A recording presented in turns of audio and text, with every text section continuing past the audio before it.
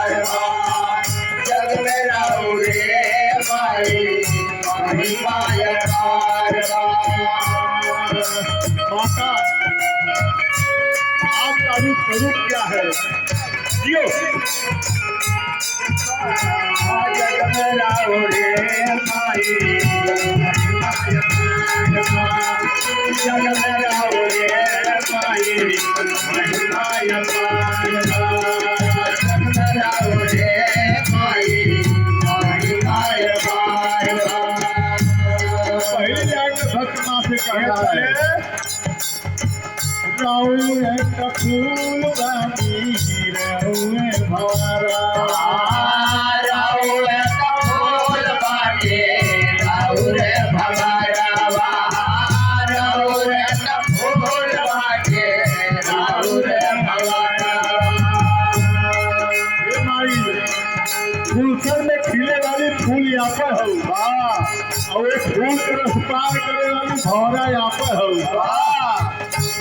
भक्त करल बा कैसे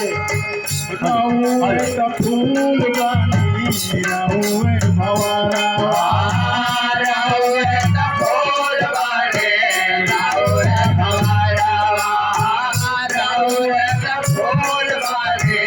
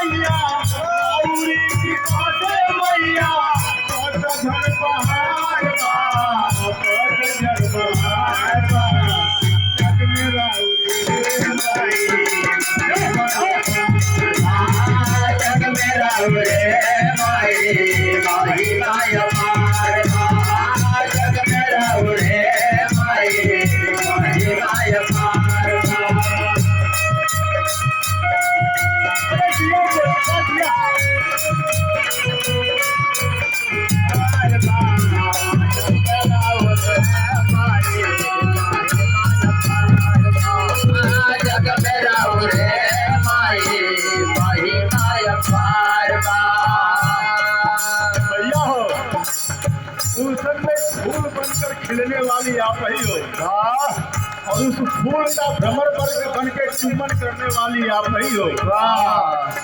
आग भी आप ही हो ज्वाला भी आप ही हो और उसको बुताने ठंडा करने वाली और बादल भी आप ही हो। दूसरी लाइन में बंद कर रहा है